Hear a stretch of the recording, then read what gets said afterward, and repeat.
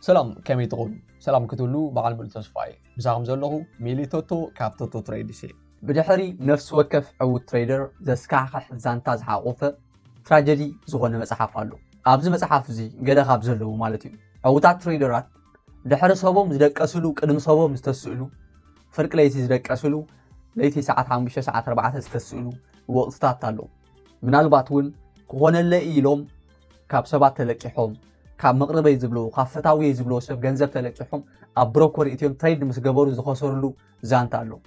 ምናልባት ሰባት ፋሚሊ ስድራ ቤት ንኸይርእይዎ ሻወር እንዳወሰድካ ትበኽየሉ ወቅትታት ኣብዚ መጽሓፍ ዝይርከብ ማለት እዩ ግን እዞም ዕውታት ንብሎም ዘለና ትሬደራት በዚ ትራጀዲ ዝኾነ ህይወት ተስፋ ኣይቆርጹን እዮም ምክንያቱ ተስፋ ምቁራጽ ከብ ኣማራጺ ኣብ መጽሓፎም ኣይተጻሓፈን ተስፋ ምቁራጽ ኣብ ህይወቶም ከም ኣማራጺ ይኮን ስለዚ እንደ ሕርዳ ከምዚ ዓይነት ማይንድሰት ተልዮም ደቂ ሰባት ወይ ካዞም ናይ ዓወት መንፈስ ተጓናጸፉ ሰባት እዚኣቶም እንተ ብነፃ እንተ ብገንዘብ ናብዚ ትሬዲንግ ዓለም ዕድል ክወሃቦም ክኽእል ኣለዎ ኢለ ኣነኻ ፐርሰናሊ ኣምን ማለት እዩ እንደ ሕርዳ ተስፋ ምቁራጽ ከም ኣማራጺ ዘይትወስድዎ ትኾንኩም እምኳ ኣብ ህይወትኩም ካብዚ ዘለኹም ሕጂ ዝሓሸ ሰብ ክኸውን ይግባኣኒ እዩ ክኸውን እየ ከዓ ኢልኩም ተኣምኑ ሰባት ትኾንኩም እዚ ሜንተርሺፕ ንዓኹም እዩ ናይ ዓወት መንፈስ ተጓናጸፉ ሰባት ተስፋ ምቁራጽ ከም ኣማራጺ ኣብ ታሪኽ ህይወቶም ዝተጻሓፈ ይኮነን ካብ ዘበለኒ ነገር ነዚ ሜንተርሺፕ ከዓ ዝተወሰነ ክፋሉ ነፃን ክገብሮ ኢንስፓየር ዝገበሩ ካብ ዘባራትዑን ሰባት ኣብ መንጎኹም ኣማን ዝበሃል ሓውና ናይ ሳምቡእ ካንሰር እንዳተቃለሰ ህይወት ንምቕያር ብዛዕባ ትሬዲንግ ዘጽንዕ ዘሎ ሰብ ኣሎ ማለት እዩ በዚ ኣጋጣሚ እግዚአብሔር ማሕርካ ክብሎ ይደሊ ብተወሳኺ ንስኻትኩምን ተስፋ ክትቆርጹ ከም ዘይብልኩም ዕውታት ሰባት ተስፋ ምቁራጽ ከብ ኣማራጺ ከም ዘይወስድዎ ከዘኻኽረኩም ፈቱ እዚ ሎሚ ንመሃሮ ዘለና ትምህርቲ ንዓኻትኩም ከም እግሪ መትከሊ ብዛዕባ ትሬዲንግ ከዓ ዓሚቕኩም ንኸተጽንዑን ንኽትመሃሩን ክሓግዘኩም ይኽእል እዩ ብተወሳኺ ከዓ እንድሕር ደኣ ካብ ፍኒስራ ወፂና ካብ ብሞስኮት ምርኣይ ወፂና ብማዓጾ ኣቲና ናብ ዝናትካ ሜንተርሺፕ ጆይን ክትገብር ኢና እንድሕር ደኣ ተልኩም ካኣታ ክትገብሩ ትኽእሉ ኢኹም ኣብዚ ናይ ፔይድ ዝኾነ ወይ ከዓ ብኽፍሊት ንመሃሮ ሜንተርሺፕ ጆይን ክትገብሩ ትኽእሉ ኢኹም ክልተ ዓይነት ሜንተርሺፕ እዩ ዘለኒ እቲ ሓደ ስታንዳርድ ሜንተርሺፕ ይበሃል እቲ ሓደ ከዓ ቪአይፒ ሜንተርሺፕ ይበሃል ስታንዳርድ ሜንተርሺፕ እቲ ብዋጋ መጠን ክትሪኦ ከለኻ ዳሓሸ ናይ 6 ወርሒ ኮርስ ወይ ከዓ ስልጠና ወይ ሜንተርሺፕ ኢልኩም ክትፅውዕዎ ትኽእሉ ኢኹም ብቕልል ዝበለ ማለት እዩ ንህቦ ስልጠና እዩ እቲ ቪአይፒ ዝበሃል ከዓ ንሓደ ዓመት ዝኸይድ ናይ ትሬዲንግ ስልጠና እዩ ማለት እዩ ሓደ መሪጽኩም ትምህርቲ ክትመሃሩ ትኽእሉ ኢኹም ሙሉእ ሓበሬታ ኣብ ታሕቲ ኣብ ሊንክ ክገልፈልኩም እየ ኣብ ቴሌግራም ግሩፕ ክትረኽብዎ ትኽእሉ ኢኹም ብተወሳኺ ሓደ ክሓልፈኩም ዘይብሉ ነጥቢ እንታይ ኣሎ እዚ ቪድዮ ሎማዓንቲ ትርእይዎ ዘለኹም ኣበይ ናይ ክፋል ብዘይገድስ ማለት እዩ ነዚ ቪድዮ እዚ ኣመልኪቱ ፒዲኤፍ ክሰደልኩም ተኾይነ ጽሑፍ ክሰደልኩም ተኾይነ ዕዮ ገዛ ክሰደልኩም ተኾይነ ምናልባት ኣብ ዩቲዩብ ትርእይዎ ስለ ዘለኹም ማለት እዩ ካብዚ ዩቲዩብ ናብዚ ኣብ ላዕሊ ትርእይዎ ዘለኹም ቴሌግራም ግሩፕ ኣትኹም ጆይን ብምግባር እቲ ዕዮ ገዛን እቲ ፒዲኤፍን ክትረኽብዎ ትኽእሉ ኢኹም ስለዚ እዚ ቪድዮ እዚ እንድሕር ትርእይዎ ዘለኹም ምርኣይ ጥራይ እኹል ኣይኮነን ዝወሃበኩም ዕዮ ገዛ ኣብዚ ቴሌግራም ግሩፕ ኣሎ ዝወሃበኩም ፒዲኤፍ ተወሳኺ ሓበሬታ ኣብዚ ቴሌግራም ግሩፕ ኣሎ ማለት እዩ ስለዚ ኣብኡ ከዓ ጆይን ተዘይገርኩም እዚ ትምህርቲ ብዝግባእ ትከታተሉ የለኹም ማለት እዩ እዚ ኣነ ዝምህረኩም ትምህርቲ ፋይናንሻል ኣድቫይስ ኣይኮነን ንትምህርቲ ምክንያት እንድሕር ትሬድ ክትገብሩ ተኾንኩም ኣብ ሓቀኛ ገንዘብ ትሬድ ክትገብሩ ተኾንኩም ናይ ባዕልኩም ሪሰርች ክሰርሑ ለኩም ናይ ባዕልኩም መጽናዕቲ ክሰርሑ ትኽእሉ ለኩም ማለት እዩ ናብቲ ትምህርቲ ክሓልፈኩም እየ ሰናይ ዕድል ይቐኒየለይ ሰላም ከመይ ትኾኑ ሰላም ክትህሉ ተስፋ ኣለኒ ከምቲ ልሙድ ማይ እንዳሰተኹም ሪላክስ ኮንኩም ነዚ ቪድዮ ተኸታተልዎ ኢኹም ማለት እዩ ሻይ ቡን እውን ኣይትረስዑ ICT ፎር ቢግነርስ ኢን ትግርኛ መሰረታዊ ትምህርቲ ናይ ICT ዝሓዘሉ ተኸታተልቲ ቪድዮታት እዚ 5 ክፋል ማለት እዩ ሎማዓንቲ ብዛዕባ ሊኩዲቲ ቮይድስ ከመይ ጌርና ክንጥቀመሎም ንኽእል ኣምናትና ኣናላይዝ ክንሪኢና ማለት እዩ ወይ ከዓ ሊኩዲቲ ቮይድ እንታይ ማለት እዩ ክንሪኢና ማለት እዩ ሶ ናብቲ ትሕዝቶ ናይዚ ቪድዮ ከብለኩም እየ ኣብዚ ቪድዮ ንዘራረበሎም ኣርእስታት ንምጽናዕ ክጠቕመኩም ብዝብል ማለት እዩ መጀመርያ what is liquidity voids እንታይ እዮም ክንሪኢና ማለት እዩ ድሕሪኡ when does it occur ማስ ግዜ ዘጋጥም ወይ ከዓ ኣብ ከመይ ዝኣመሰለው ኢቨንት እዩ ከጋጥም ዝኽእል ሊኩዲቲ ቮይድስ ናቱ ሎጂክ እንታይ ይመስል ክንሪኢና ማለት እዩ ብተወሳኺ how to use it in our analysis ኣብ ናትና ኣናላይዝ ተጠቂምና ከመይ ጌርና ትሬድ ክንገብረሉ ንኽእል ክንሪኢና ማለት እዩ ሶ ናብቲ ዝርዝር ክወስደኩም እየ ንኸይድ اوكي ابدي قص نايز سكرين كم تري وزن لهم مالتي انت عايز بزلو liquidity voids حجي liquidity voids بحث الزبالة نقلصهم كلنا مالتي نعمت ابدي كم تري وزن لهم liquidity voids is a range in a price delivery where one side of the market liquidity shown in wide or long one side range or candle حجي liquidity void بدحري زول لوجيك انت يمثل ابسلي ابزي كم تري وزن لهم كنقلصو إنا مالت حجي liquidity void تاع مالتي بحدا وجن ماركت ناب حدا سايد خير كله ويكون حز كله مالتي ابزي سلام تري وزن لهم ماركت ناب حدا وجن ويكا اي بي دي ناب حدا وجن كخير كله مالتي كم تري وزن لهم ابزي ناب حدا وجن تقللنا بلن تحت وريدو مالتي حجي ازن تاي نبلو liquidity void حجي انتاي يو بدحري زول تلوجيك انتاي ምክንያቱ አይሲቲ ሁሉ ጊዜ አም ዝነግረኩም ታይ ሎጂክ እዩ ማርኬት ንምንታይ ስለምንታይ ከምዚ ዝገብር ዘሎ ወይ ዝንቃሳቀስ ዘሎ ዝብሪና ንመሃር ዘለና ወይ ካ ነጽናዕ ዘለና ማለት ሕጂ ኣብዚ ከም ትሪኦ ዘለኹም ኣብዚ እቲ ሊኩዊዲቲ ቮይድ ይባሃል ናምነት ካብዚ ክሳብ ኣብዚ ዘሎ ተሪኽሞ ማርኬት ናብ ሓደ ወገን ይወሪዱ እንታሓቲ ይወሪዱ ኩሉ ጊዜ ማርኬት ከመይ ዝንቃሳቀስ ንላዕሊ ይወፅእ ድሕሪኡ ኮሬክት ይገብር ላዕሊ ይወፅእ ባላንስ ዳገበረ ይዝኸይድ ማርኬት ማለት ኩሉ ጊዜ ማርኬት ናብ ሓደ ወገን ትኺል ይኮነ ዝወፅእ ማለት እዩ ወይ ንላዕሊ ትኺል ይወፅእኒ ወይ ንታሕቲ ትኺል ይወፅእኒ ማለት እዩ እንታይ ዝገብር ኩሉ ጊዜ ማርኬት ባላንስ ናገበረ ይዝኸይድ ሕጂ ንኣብነት ኣብዚ ከም ትሪእዎ ዘለኹም ካብዚ ላዕሊ ተጀሚርና ማርኬት እንታይ ይገብር ነይሩ ኮንሶሊዴት ይገብር ነይሩ እዚ እንታይ ይባሃል ባላንስ ዝኾነ ማርኬት ኢና ንብሎ እዚ ባላንስ ዝኾነ ማርኬት እንታይ ማለት እዩ ንኣብነት ሕጂ ኣብዚኣ ባይተገርናያ ኣብዚ ባይተገርናያ ንላዕሊ ወፅዩ ሴል ዝገብረልና ኣይንስእኒና ባይ ዝገብረልና እውን ኣይንስእኒና ዋይ ባላንስ ዝኾነ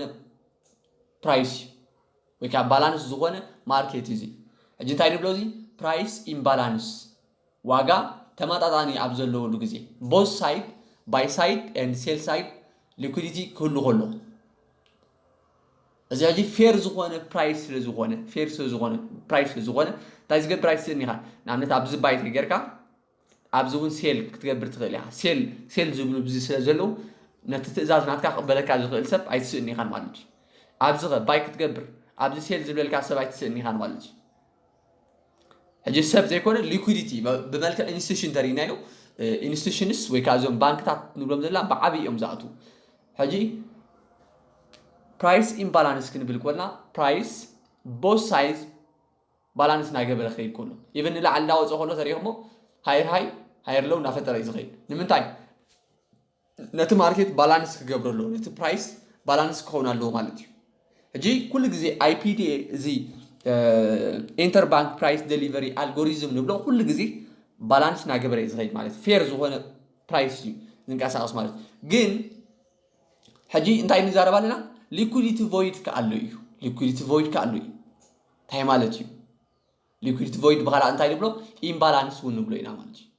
ኢምባላንስ ኣብዚ ከም ትሪእዎ ዘለኹም ኢምባላንስ ንብሎ ኢና when the price move out of the consolidation sharply in one direction we call price imbalance or liquidity void እንታይ ማለት እዩ ፕራይስ ድንገት ካብ ኮንሶሊዴሽን ወይ ካብ ኮንሶሊዴሽን ወይ ካብ ባላንስ ዝኾነ ፕራይስ ድንገት ናብ ሓደ ዳይሬክሽን ወይ ናብ ሓደ ማእዝን ክውሕዝ ከሎ እንታይ ንብሎ ሊኩዊዲቲ ቮይድ ወይ ከዓ ፕራይስ ኢምባላንስ ሕጂ ፕራይስ ኢምባላንስ ዘይምምጣን ክፍጠር ከሎ እዩ ማለት ዘይምምጣን ክፍጠር ከሎ ሕጂ ንኣብነት እንታይ ኢና ንብለና እቲ ሎጂክ ሕጂ እንታይ ኢና ንብለና ኣብዚ ናይ ሊኩዊዲቲ ቮይድ እንታይ ኢና ንብለና ፕራይስ ንታሕቲ ይወርድ ኣሎ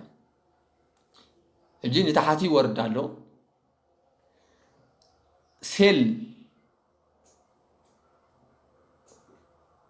ትገብር ተሊኻ ንኣብነት ሴል ትገብር ተሊኻ ኣብዚ ሴል ተልካ ባይ ክገብረልካ ዝኽእል ሰብ ኣይትረክብኒ ኢኻ ዋይ ምክንያቱ ኢምባላንስ ተፈጢሩ ኣሎ ንኣብነት ኣብዚ ባይ ተልካ ማርኬት ንታሕቲ ብሓይሊ ይወርድ ስለ ዘሎ ማርኬት ንታሕቲ ብሓይሊ ይወርድ ስለ ዘሎ ባይ ተልካ ሴል ዝገብረልካ ሰብ ኣይትስእኒ ኢኻን ማለት እዩ እንድሕር ዳ ሴል ትብል ተሊኻ ግን ባይ ክገብረልካ ዝኽእል ሰብ የለን ዋይ ማርኬት ንታሕቲ እናወረደ ከመይ ኢሉ ሓደ ሰብ ወይ ከዓ ከመይ ኢሉ እዩ ካምፓኒታት ወይ ከዓ እዞም ትሬደራት ባይ ክገብሩ ዝኽእሉ ዳስ ዋይ እንታይ ይፍጠር ሕጂ ባይ ናይ ባይ ዝገብሩ ሰባት ወይ ከዓ ባይ ዝገብሩ ትሬደራት ዋሕዲ የጋጥም ኣሎ ማለት እዩ ዳስ ዋይ ና ፕራይስ ኢምባላንስ ብሎ ዘለና ማለት እዩ ሊኩዊዲቲ ቮይድ የጋጥም ኣሎ ዘይምምጣን ናይ ሊኩዊዲቲ ማለት እዩ ጅናምነት ማርኬት እንዳሕዳ ከምዚ ኢሉ ዝንቀሳቀስ ተልዩ ኣብዚ ባይ ክትገብር ፀገም ኣብሉ ኣብዚ ምስ መፀኻ ሴል ዝገብሩልካ ሰባት ኣይስእኒኻን ማለት እዩ ኣብዚ ክወርድ እዩ ኣብዚ ከዓ ባይ ክትገብር ትኽእል ኢኻ ሴል ዝገብሩ ሰባት ኣይስእኒኻ ዋይ ምክንያቱ ፕራይስ ኣብ ባላንስ ዝኾነ ደረጃ እዩ ዘሎ ኢምባላንስ ክፍጠር ከሎ ግን እዚ ሊኩዊዲቲ ቮይድ ንብሎ ማለት እዩ እቲ ሎጂክ ብድሕሪ እዩ ዘለካ እሱ ዘይምምጣን ክፍጠር ከሎ እዩ ማለት እዩ ማርኬት ናብ ሓደ ወገን ክኸይድ ከሎ እዩ ማለት እዩ ሕጂ ኣብዚ እንታይ ይብለና ኣሎ ብዙሕ ግዜ እንታይ ማዓስ እዩ ዘጋጥም እንዳሃልኩምኒ ኣብ ክልተ ኣጋጣሚታት ብዙሕ ግዜ የጋጥም ማለት እዩ ሓደ ማርኬት ጠቕሊሉ ማእዝን ክቕይር ከሎ ማእዝኑ ክቕይር ከሎ ንኣብነት ማርኬት ከምዚ ናበለ ክንቀሳቐስ ፀኒሑ ንበል ከምዚ ናበለ ክንቀሳቐስ ፀንሕ እሞ ድሕሪኡ ሰባት ንታሓቲ ክምለስ እዩ እናበልዎ ማርኬት ግን እንታይ ይገብር ንላዕሊ ይኸይድ ኣብ ከመይ ዝኣመሰለ ኢቨንት ተልና ሞስትሊ ኣብ ኒውስ እዩ ዘጋጥም ኣብ ዜና ኣብ ሬድ ፎልደር ኣብ ዘለዎ ሬድ ፎልደር ናይ ኒውስ ከመይ ጌርና ንርኢ ኣበይ ንርኢ ሓደ መዓልቲ ቪድዮ ክሰርሓልኩም እየ ኣክቹዋሊ ግን ኣብ ኒውስ ዝህልወሉ ግዜ ወይ ዝኾነ ኣጋጣሚ ኣብ ዝህልወሉ ፖለቲካሊ ክኸውን ይኽእል እዩ ወይ ፕሮፓጋንዳ ክኸውን ይኽእል እዩ ኣብ ዝተወሰነ ኣብ ዝኾነ ግዜ ግን እዚ ሊኩዊዲቲ ቮይድ የጋጥም እዩ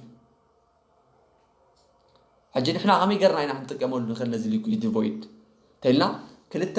እንታይ ድበሃል ክነግረኩም እዩ ማለት እዩ ክልተ ኮንሰፕት ናይ ኣይሲቲ ወይ ከዓ ማይክል ዝብለን ክነግረኩም እዩ ኩሉ ግዜ ማለት እዩ ማርኬት ናብ ክልተ ዳይሬክሽን እዩ ዝኸይድ እጂ ዳይሬክሽን ንላዕሊ ንታሕቲ እቲ ናይ ማርኬት ስትራክቸር ዘይኮና ንብለና ማርኬት ናብ ክልተ ነገር እዩ ዝኸይድ እዩ ዝብል ቀዳማይ ሊኩዊዲቲ ንምርካብ እዩ ኣብዛ ሓለፈ ብዛዕባ ሊኩዊዲቲ ከም ዝተማሃርናዮ ቀዳማይ ባይ ስቶፕ ወይ ሴል ስቶፕ ናብ ዝርከቦ እዩ ዝኸይድ ወይ ስቶፕ ሎስ ብብዝሒ ናብ ዝርከቦ ይኸይድ ወይ ከዓ ባይ ስቶፕ ኦርደር ብብዝሒ ናብ ዝርከቦ ይኸይድ ማለት እዩ እዚኣ ቀዳሚት እያ ስለዚ ኩሉ ግዜ ፕራይስ ናብ ይገፁ እዩ ዝኸይድ ናብ ሊኩዊዲቲ ክርከቦ ዝኽእል ወይ ብብዝሒ ሊኩዊዲቲ ክርከቦ ናብ ዝኽእል እዩ ዝኸይድ ካልአይትኻ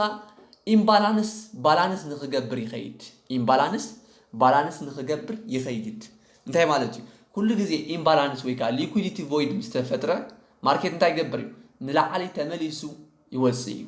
ንምንታይ ንላዕሊ ዝወፅእ ባላንስ ንክገብሮ ኩሉ ግዜ መዓስ ብዘይገድስ ማለት እዩ ግን ባላንስ ከይተገብረ ማርኬት ኣይቅፅልኒ ወይ ከዓ ጠጠው ኣይብልኒ ማለት እዩ መዓስ እዩ ዝምለስ ወይ ከዓ ስፔሲፊክ ዝኾነ ዝምለሰሉ ግዜ ይብሉኒ ግን ኣብ ዝተወሰነ ግዜ እንታይ ይገብር እዩ ተመሊሱ ነቲ ዝተፈጥረ ኢምባላንስ ኣውቶማቲካሊ እንታይ ይገብሮ እዩ ባላንስ ይገብሮ እሞ ወይ ኮንቲኒሽን ይፈጥር ወይ ከዓ ጠቕሊሉ ሪቨርስ ይገብር ማለት እዩ ሕጂ ኩሉ ግዜ ንፈልጦ ዘለና ሊኩዊዲቲ ቮይድ ኩሉ ግዜ ከም ዝምላቕ ተፈሊጥናዮ እዚ እኹል ማለት እዩ ስለዚ ቀፂለን ኣብቲ ካልኣይ ፔጅ ናትና ክወስደኩም እየ ኦኬ ሕጂ ብሰፊሑ እቲ ስእሊ ኣብዚ ከም ትሪእዎ ዘለኹም ነዚ ይመስል ማለት እዩ እስኪ ኣብዚኣ ሕጂ ምናልባት ቅድሚ ኣነ ዝራበይ ማለት እዩ ቅድሚ ናብቲ ናተይ ኣዳልየ ዘለኹም ሕላፍና ኣበይ ክነኣቱ ንኽእል ሕጂ ሊኩዊዲቲ ቮይድ ከም ትሪእዎ ዘለኹም ኣብዚ ኣጋጢሙሉ ሊኩዊዲቲ ቮይድ ካ ኢምባላንስ ኢልና ኣለና ፕራይስ ኢምባላንስ እዩ ማርኬት ኩሉ ግዜ ንሊኩዊዲቲ ቮይድ ኣይገብሮ ኢልና ኣለና ባላንስ ይገብሮ እዩ ኢልና ኣለና እስኪ ንስኻትኩም ነዚኣ እዚ ከምዚ ኣጋጠመ ረእይዎ ኢኹም ድሕሪ ይመፅእ ዘሎ ኣበይ ክንኣቱ ንኽእል ከም ኣይሲቲ ትሬደር ወይ ከዓ ከም ዝተማሃርናዮ ማለት እዩ ዳርጋ ኩሉ ኣብዚ ዝሪኦ ዘለኹ ኣነ ተማሂርናዮ ኢና ንሕና ከም ዝተማሃርናዮ ኣበይ ክንኣቱ ንኽእል ከም ትሬደርሲ ኣበይ ምምፃእተኹም ንስኻትኩም ማለት እዩ ጃስታ ቪድዮ ጠጠው ኣብልዋ ኢኹሞ መጀመርያ ረእይዎ ማርኬት ኣናላይዝ ሰሪሕኩም ኣበይ ክንኣቱ ንኽእል ተረኺብኩሞ ፅቡቕ ምሳይ ትኸዱ ኣለኹም ማለት እዩ ጠጠው ኣብልዋ እታ ቪድዮ ኦኬ ጃስት ገሊኹም ጠጠው ኣይበልኩሞን ግን ሪላክስ ሶ ኣበይና ክንኣቱ ንኽእል ምናልባት እንድሕር ዳ ተጠፊኡኩም ኣብዚ ከባቢ እዚ ክንኣቱ ንኽእል ኢና ጃስት ኣብዚ ከባቢ እዚ እያ ንኣቱ ኦኬ ተረኺብኩሞ ፅቡቕ ማለት እዩ ተዘይረኺብኩሞ ግን ኢትስ ፋይን ኩሉ ግዜ ኣብ ትሬዲንግ ኩሉ ግዜ ትኽክል ንኸውን ማለት ኣይኮነን ስለዚ ናብዚኣ ክወስደኩም እየ ንራእዩ ሕጂ ዌል ኣብዚ ስእሊ ናትና ከም ትሪእዎ ዘለኹም كل جزء بستقع مثلا أسفينا ترينا يقدم متاونا تمرازي كل جزء أسفينا ترينا تمرازي مجمرة liquidity أبي على نري high and low نوصل all the high and all the low high أبزل لنا نعمل تحجي liquidity ناتنا أبزل لنا أبزوين liquidity لنا قال أبزيها حجي بزلنا يا إنا نبزلنا مالتي liquidity void مسجات أنا مالتي أوكي حجي عند حرات تذكروا تقومكم أبزح على فيديونا تاعي ما يرانيرنا ماركت كل جزء أنت يقبل مجمرة consolidate يقبل كاب consolidation نابي يخيد ناب expansion يخيد expand يجيرهم تري وزلوا expansion manipulation مالتي حجي expand مسجبره liquidity غابي رخيبو أقول liquidity أبزر رخيبو why منياتو equal high سالوز equal high كا high liquidity وكا بزح liquidity تركبلو أكبابي يو إلنا نيرنا مالتي هجي liquidity مسرخبة ماركت نتايجرو نتعادي وريدو برتع من قصة عصاريو مالتي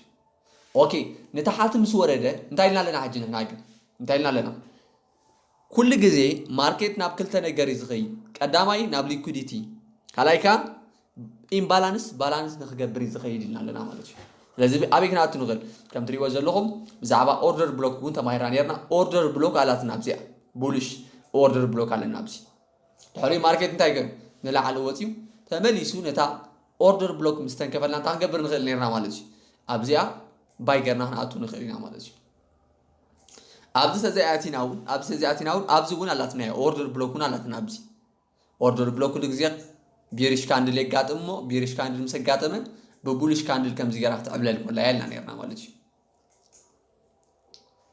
اوكي هجي ابزي اون اوردر بلوك علاتنا ماركت تايجر وتيو مس ابزي انا زي مستنقفا تايجرنا كناتو نخيل نيرنا مالتي كناتو نخيلنا سو ميبيك سابزو تركب نخيلنا مالتي دحوري ماركت تايجر ابزي كونسوليديت غيرو دحوري كونسوليديت مسغبره نزوم ابزي زنبرو سيل ستوبس مالتيو من الوقت ماركت أبز خي بس إحنا تحت قصة الخيل لهم مزاح سبات أوكي manipulate جيرو liquidity كابز مسوي صدق عن تاجرو أبزي أو نعطون خيل لنا يا مالتي أنت واجلو أبزي أو نعطون خيلنا أتينا هذا نجبر خيلنا just كم تري واجلو سأبزي target نجبر خيلنا مالتي هجي liquidity void target كتجبروا زلكم جن كتجبروا خلهم sorry كتجبروا خلهم up trading view أتي جلت تيب كبكم يا مالتي جن كم تري واجلو ماركت تخيل وزيو إن بالانس نيرو بالانس مسجبرة وزيو عندك أنا تاجرو أبزي liquidity وزيد مالتي تحري عن طريق وزلهم range فتيرو consolidate جيرو مالتي فلذي بزي ملكة حنريني خلنا كل جزء يجات أمدي وين كل جزء يتخكر زقون liquidity void مسجات أمه ماركت كل جزء زملس تلا guarantee يبلاني تحز وزلكم guarantee يبلاني 100% هيكون قل نتايو نحنا probability إنا trade نقبر probability نأمنينا مالت probability نتاي مالتي لعل تخكل ناي مغان تخولو ويكا تحط زغونا ناي مغان تخولو زلو نكر هالنقر كامزي تغيونسي كامزي قوني الكامش predict تقبريخا نياتو تمسينا نعملت نبل لو ما عند صحي يسوي علا مايك هارمي تبل نمنتا ايغا بزح تدغاغا مسل زلو ببزح غزي سلاز تدغاغا وي دبنا تريخا لو ما انت دبنا علو تبل او دبنا علو سلازي مشات كزنبي نمنتا ايغا مغنياتو بزح غزي بمدغام كامناتكا تمكرو مالتي بمدغام ነገራት ከጋጥሙ ይሁሉ እዩ ካብቲ ዘይ ያጋጥሙሉ አጋጣሚ ከጋጥሙሉ ዝሁሉ አጋጣሚ ምዝበዝሕ ኢኻ ፕሪዲክት ገብር ወይ ካ ፕሮባቢሊቲ ንብሎ ማለት እዩ እጂ ፕሮባቢሊቲ እንታይ ዳን ብዘልና ኩሉ ግዜ ብዙሕ ግዜ ማለት እዩ ኢምባላንስ ከጋጥም ከሎ ፕራይስ ተመሊሱ ባላንስ ይገብር እዩ ንሕና ካ ነዚ አጋጣሚ ተጠቂምና እንታይ ንገብር ማለት እዩ ነዚ አጋጣሚ ተጠቂምና ትሬድ ክንገብር ንኽእል ከም ትሪእዎ ዘለኹም ማለት እዩ ዳስ በዚና ንብዘልና ማለት እዩ ሶ ካብ ዘቀፂልና ናበይ ከይድና ናብ ትሬዲንግ ቪው አቲና ካ መገር አንጥቀመሉ ንኽእል ኦኬ ክንሪና ማለት እዩ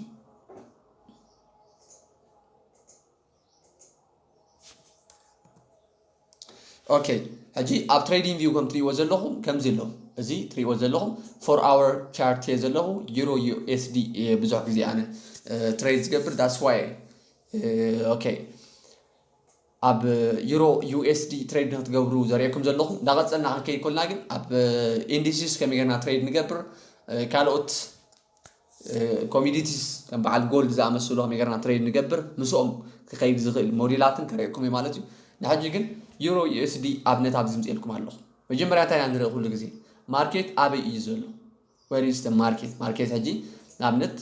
ካብዚ ናብዝ እንዳዳተ ሲልና ሓደ ዲሊንግ ሬንጅ ስለዘለና ማለት እዩ ማርኬት አበይ ይዘሉ ኦኬ አይ ቲንክ አይፒ ፒዲአር ክንት ከሚና ዚያ አንተ ከሚና ዚያ ናብነት ከም ዘገርናዮ ማርኬት አበይ ይዘሉ አብ ዲስካውንት ይዘሉ ወይስ አብ ፕሪሚየም ይዘሉ ኦኬ አብ ፕሪሚየም ይዘሉ እጂ ትሬድ አንገብኛል ኦኬ ኒውስ ስለዝነበረ አብዚ ከም ትሪጎ ዘለኹም ዜና ነይሩ ማለት እዩ ሶ ጃስት ኦኬ ልና ንሪና ማርኬት እንታይ ዓይነት ኦኬ ከም ትሪጎ ዘለኹም እንታይ ገሩ ማርኬት ሊኩዊዲቲ ቮይድ ፈጢሩ አበይ ፈጢሩ ኣብዚ ንህልረዩ እዚ ፈጢርልና ኣሎ ሕድረዩ እዚ ብምሉእ እንታይ ኢልና ክንፅውዖ ንኽእልና ሊኩዊዲቲ ቮይድ ወይ ከዓ ኢምባላንስ ኢልና ክንፅውዖ ንኽእልና ማለት እዩ ኦኬ ኢምባላንስ ፈጢርልና ኣሎ ፅቡቕ ድሕሪኡ እንታይና ኤክስፔክት ንገብር ሸው ጂ 4 hour chart ስለዘለኹ actually ትሪዎ እዩ ድሕሪ እንታይና ኤክስፔክት ንገብር ማርኬት ንኽምለስና ኤክስፔክት ንገብር ማለት እዩ ማርኬት ንኽምለስ ኤክስፔክት ንገብር ግን ከም ትሪዎ ዘለኹ ማርኬት ኮንቲኒዩሽን ፈጢሩ it's fine ኦኬ ድሕሪኡ እንታይ ክገብር እዩ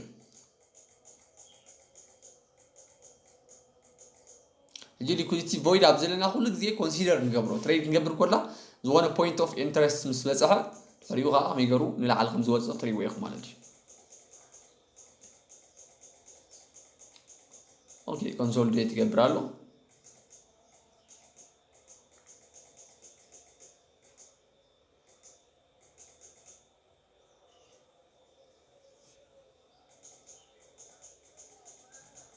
ትሪእዎ ዘለኹም ቀስ ኢሉ ኢምባላንስ እናገበረ ይኸይድ ኣሎ ማለት እዩ ኣብዚ ባይ ክንገብር ንኽእልና ጀስት ታርጌት ምግባር ሶ ከም ትሪእዎ ዘለኹም ማርኬት ተመሊሱ እንታይ ገይሩ ወፂኡ ኢምባላንስ ዝነበረ ባላንስ ገይሩ ሪእዎ ከም ትሪእዎ ዘለኹም እንታይ ገይሩ ኢቨን ኣብዚ ኣትሪእዎ ኣለኹ ኣብዛ 50% ምስ ተንከፈ ንታሕቲ ወርድ ጀሚሩ ነይሩ ማለት እዩ ጃስት ኮይኑ ግን እኹል ሊኩዊዲቲ ስለዘይረኸበ ኣይ ቲንክ ንላዕሊ ክወፅእ ክኽእል እዩ ሶ ከምዚ ጌርና ኢና ትሬድ ክንገብር ንኽእል ማለት እዩ ኮንሲደር ጌርና ኢምባላንስ ኮንሲደር ጌርና ትሬድ ክንገብር ንኽእል ኢና ማለት እዩ ዌል ካልእ ኣብ ግምት ክስእትዎ ዘለኩም ነገር ማለት እዩ ኣብነት ኣብዚ ተመፂና ንኣብነት ረእይዎ ኢምባላንስ ኣለና ኣብዚ ሕጂ ኢምባላንስ ትሬድ ክትገብር ክትፍትን ኮላኻ እንታይ ኢኻ ትገብር ኣብ ዝኾነ ፖይንት ኦፍ ኢንተረስት ምስ በፅሓልካ እቲ ማርኬት ንኣብነት ማርኬት ኣብዚ ዝበፅሑ ከም ዝምለስ ወይ ከዓ ኦርደር ብሎክ ኣብ ሃየር ታይም ፍሬም ምስ ረኸበ ንብል ኣለና ክሳብ ኣበይ ኢኻ ታርጌት ክትገብር ትኽእል ክሳብ ኣብዚ ታሕቲ ኢኻ ታርጌት ትገብር ኖ ኣይኮነን እንታይ ኢኻ ትገብር ናትና ፊቦናቺ ክንዝርጋሕ ንኽእል ኢና ማለት እዩ ንኣብነት ካብዚ ክሳብ ኣብቲ ኢምባላንስ ዘለዎ ተዘርጊሕና ንኣብነት ክሳብ ኣብዚ ተዘርጊሕና ማርኬት ብውሕዱ ክሳብ ኣበይ ክመፅእ ይኽእል እዩ ኣብነት ዝረእይዎ ኦኬ ሶሪ ኣብነት እዚ ከም ዘይተፈጥረ ንራእዩ እዚ ከም ዘይተፈጥረ ንራእዩ ኦኬ ንኣብነት ሕጂ ኢምባላንስ ኣበይ ኣለና ኣብዚ ኢምባላንስ ኣለና ንብል ኣለና ሕጂ እንታይ ኢና ንገብር ካብዚ ክሳብ ኣብዚ እንድሕር ዘርጊሕና ማርኬት ኩሉ ግዜ ካብ ፕሪሚየም ናበይ ዝመፅእ ኢልና ነርና ካብ ፕሪሚየም ናብ ዲስካውንት ይመፅእ እዩ ስለዚ እንታይ ክገብር ይኽእል እዩ ማርኬት ፕሪሚየም ኣበይ እዩ ዘሎ ፕሪሚየም ከም ትሪእዎ ዘለኹም ኣብዚ 50 ሚእታዊት ዘሎ ማለት ፕሪሚየም ኣብዚ 50 ሚእታዊት ፕሪሚየም ካብኡ ንላዕሊ እዩ ፕሪሚየም ንብሎ ማለት እዩ እዚ ፕሪሚየም ኦኬ ዲስካውንት ካብዚ 50 ንታሕቲ ዘሎ እዩ ስለዚ ማርኬት ኩሉ ግዜ መፅኡ ኣብ ፕሪሚየም መፅኡ ንላዕሊ ይወፅእ እዩ ንምንታይ ብዙሕ ግዜ የለኩም ዘሎ ኩሉ ግዜ ክንጉል ኣለኹ ብዙሕ ግዜ ከምኡ ኣይወፅእን እዩ ንምንታይ ምክንያቱ ብኣይፒዲኤ መልክዕ ክንሪኦ ቆልና ወይ ከዓ እዞም ኢንስቲቱሽንስ እንታይ እዮም ዝገብሩ ኩሉ ግዜ እንታይ እዮም ዝገብሩ ኣብ ዲስካውንት ክገዝኡ እዮም ዝደልዩ ኔቨር ኣብ ፕሪሚየም ኣትዮም ክገዝኡ ይደልዩ ሕጂ ብውሕዱ ኣብዚኣ ኢኩሊብሪየም ኣብዚኣ ተንኪፋ ላዕሊ ክትወፅእ ፌር ዝኾነ ኣብ ፌር ዝኾነ ፕራይስ እዮም ባይ ክገብሩ ዝደልዩ ወይ ከዓ ሴል ክገብሩ ዝደልዩ ማለት እዩ ስለዚ ንሕና ክሳብ ኣበይ ታርጌት ክንገብር ንኽእል ክሳብ 50 ሚእታዊት ናይቲ ሊኩዲቲ ቮይድ ዘጋጠመሉ ሬንጅ ዘሎ ታርጌት ክንገብር ንኽእል ኢና ብተወሳኺ ክንገብር ንኽእል ንኣብነት 50 ሚእታዊት ኣሎ ኣብዚ በፂሑ ኣይምለስኒ ንብለሉ ኣጋጣሚ ኣሎ ንምንታይ ምክንያቱ ሊኩዲቲ ቮይድ ናትና ኣብዚ እዩ ዘሎ እንትሪኦ ዘሎ ካብዚ ክሳብ ኣብዚ እዩ ዘሎ ስለዚ ኣትሊስት ናይቲ ሊኩዲቲ ቮይድ ክሳብ 50 ሚእታዊት ክሳብ ኣብዚ ረእይዎ ሕጂ ፍርቂ እዩ ዘሎ ክሳብ 50 ሚእታዊት ዘሎ ከዓ እንታይ ክንገብር ንኽእል ኢና ማለት እዩ ታርጌት ክንገብር ንኽእል ኢና ድሕሪኡ ኸ ካብዚ 50 ሚእታዊት ንታሕቲ ግን ሪስክ ስለ ዝኾነ ትሬድ ተዘይገርና ተመራፂ እዩ ንፅበዩ ንላዕሊ ክወፅእ ወይስ ኮንቲኔሽን ይክፈጥር ንፅበየ እሞ ዝኾነ ኮንፊርሜሽን ምስ ሃበና ንኣብነት ካብዚ ወፂኡ ከምዚ ኢሉ ከምዚ እናዳ ተፈጢርልና ኦኬ ኦልሬዲ ማርኬት ስትራክቸር ቀይርሎ ከምዚ ዝበለ መልክዕቲ ሂብና ንኣብነት ማርኬት ስትራክቸር ናቱ ቀይርሎ ኢልና ምስ መፀ ብዚ ኦርደር ብሎክ ተረኺብና ክንኣቱ ንኽእል ኢና ወይ ዝኾነ ኣጋጣሚ እንድሕር ሂብና መፂኡ ኣብዚ ተንኪፉ ድሕሪኡ ኦርደር ብሎክ ትሂብና ክንኣቱ ንኽእል ኢና ማለት እዩ ንላዕሊ ክወፅእ እዩ ኢልና ተሓሲብና ማለት እዩ ሶ ከም ትሪእዎ ዘለኹም ድሕር ዳ ፕሌይ ተገርናዮ ሕጂ ክትሪእዎ ኢኹም ማለት እዩ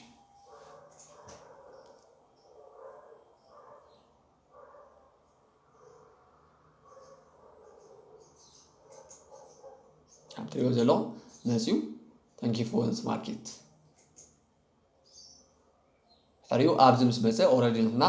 ታርጌት ናትና ወፂና ኣለና ማለት እዩ ኣበይና ክንኣቱ ንኽእል ያ ኣበይ ከም ንኣቱ ከም ንኽእል ኣብነት ኣብዚ ከም ትሪእዎ ዘለኹም ኣብዚ ክንኣቱ ንኽእል ኢና ንሕና ማለት እዩ ኣብነት ኣብዚ ክንኣቱ ንኽእል ኢና ከም ትሪእዎ ዘለኹም ኣብዚ እንታይ ኣሎ ኦርደር ብሎክ ኣሎ ኣኪዶ እዚ ኦርደር ብሎክ ኣለና ኣብዚ ከም ዝተማሃርናዮ ተኮይኑ ኣብዚ ኦርደር ብሎክ ኣለና ኦቢ ኣለና ስለዚ ኣብዚ ኦርደር ብሎክ ረይዎ ወሪዳ መፂ ኣብዚኣ ምስ ተንከፈት ንሕና ሴል ኢልና ክንኣቱ ንኽእል ኢና ክሳብ ኣበይ ታርጌት ክንገብር ንኽእል ኢና ክሳብ ናይ መጀመርያ ሊኩዲቲ ንረኽበሉ ኣብዚ ዘለና ሊኩዲቲ ኣብዚ እውን ኣለና ብተወሳኺ ኢምባላንሱ ናብ ታሕቲ ስለ ዘለና ናብኡ ክኸይድ ብዝብል መልክዕ ትሬድ ክንገብር ንኽእል ኣብዚ ክንኣቱ ንኽእል ኢና ማለት እዩ ንምንታይ ኣብዚ ዘይንኣቱ ንኣብነት ንምንታይ ኣብዚኣ ዘይንኣቱ ኣብነት ኣብዚኣ ተንኣቱ ነርና ማርኬት ምስ ኣውፃና ነው ከምዚ ኢሉ ወፂኡ ረይዎ ንላዕሊ ንምንታይ ንሱ ብሃየር ታይም ፍሬም ኢና ንሪኦ ዘለና ማርኬት ማለት እዩ ሕጂ እንታይ ኢና ንመሃር ዘለና ኣትሊስት ቤዚክ ዝኾነ ነገር ግን ከዓ ክትፈልጥዎ ዘለኩም ነገር ኣብ ትሬዲንግ ክሕግዘኩም ዝኽእል በዚ ንመሃሮ ዘለና እውን ውፅኢታዊ ዝኾነ ናይ ትሬዲንግ ታዲባል ክትረኽቡ ትኽእሉ ኢኹም ማለት እዩ ምእተዊ ክትረኽቡ ትኽእሉ ኢኹም ግን ሕጂ እንታይ ኢና ንርኢ ዘለና ቤዚክ ዝኾነ ወሲኽና ኣብ ሃየር ታይም ፍሬም መንዝሊ ወርሓዊ ሰሙናዊ ዴይሊ ማርኬት ንምንታይ ማርኬት ካብዚ ኣብ ፖይንት እዚኣ ንታሓት ዘይተመልሰ ዋይ ካብዚ ተመሊሱ ንዝብልን ካልእ ክንመሃር ኢና ማለት እዩ ናስፋሕና ክንከይድ ኮልና ሕጂ ግን ኣበይ ክንኣቱ ንኽእል ብመልክዕ ዝተማሃርናዮ ጥራይ ማለት እዩ ማርኬት መፅኡ ኣብዛ ኦርደር ብሎክ እዚኣ ክንኣቱ ንኽእል ኢና ታርጌት ከዓ ክሳብ ኣብዚ ክንገብር ንኽእል ኢና ድሕሪ ኸ ማርኬት እንታይ ገይሩ ንምንታይ ኢና ክሳብ ኣብዚ ታሕቲ ንኣቱ ሕጂ ንኣብነት ትሪእዎ ኢኹም ኦኬ ማርኬት ስትራክቸር ናቱ ቀይርሎ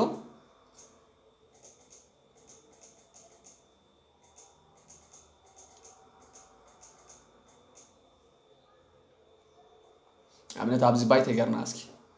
ባይ ገርና ናትና ስቶፕሎስ ከዓ ኣብዚ ክንገብሮ ንኽእል ኢና ማለት እዩ ሶ ታርጌት ናትና ክሳብ ኣብዚ ክንገብሮ ንኽእል ኢና 1 3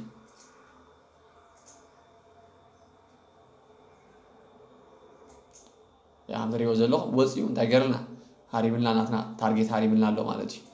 ስለዚ ከም ትሪእዎ ዘለኹም በዚ መልክዕ ትሬድ ክንገብር ንኽእልና ካልእ ኢምባላንስ ምስ ተንከፈ እውን ማርኬት ንላዕሊ ገፁ ይወፅእ ስለ ዘሎ ባላንስ ትገብር ይመፅእ ዘሎ ስለዚ ከምዚ ትሪእዎ ዘለኹም ክንኣቱ ንኽእል ኢና ማለት እዩ እጂ ወፂኡ ረይዎ ወፂኡ ከዓ ንላዕሊ ተመሊሱ ወፂኡ ማለት እዩ ኣብዚ እውን ካልእ ኢምባላንስ ኣጋጢሙ ነይሩ ተመሊሱ ከዓ ከም ትሪእዎ ዘለኹም ባላንስ ገይርዎ ፍሬኻ ወፂኡ ማለት እዩ ሶ እዚ ሊኩዲቲ ቮይድ ነዚ ይመስል ማለት እዩ ብሓፈሻ ኣብ ትሬዲንግ ቪው ኣትኹም ባክቴስ ግበርዎ ኢኹም እንዳሃር ተዘይተረዲእኩም ከዓ ኣብ ክትሓትሉ ትኽእሉ ኢኹም ኣብ ላይፍ ማለት እዩ ጃስት ሎማዓንቲ እንታይ እናተማሂርና ክልተ ነገር ካልእ ነገር ትርፊ ማለት እዩ ፕራይስ ኩሉ ግዜ ናብ ክልተ ገፁ ከጥቃዕ ዝኸይድ ወይ ናብ ክልተ ዳይሬክሽን እዩ ዝንቀሳቐስ ቀዳማይ ሊኩዲቲ ክረኽበሉ ናብ ዝኽእል ከባቢ ብዙሕ ሊኩዲቲ ናብ ዘለዎ ካልኣይ ከዓ ናበይ ናብ ኢምባላንስ እዩ ዝንቀሳቐስ እዚኣተን ተሒዝኩመን that's enough for today ስለዚ ንሎማዓንቲ ዘዳለኽዎ ትምህርቲ ኣብዚ ቪድዮ ነዚ ይመስል ነይሩ ተስፋ ኣለኒ ከዓ ካብዚ ቪድዮ ዝኾነ ነገር ሪኢኹም ተማሂርኩም ንኽትኮኑ ኣብ ቀፃሊ ብኻልእ ቪድዮ ክሳብ ንራኸብ ተሰናዩ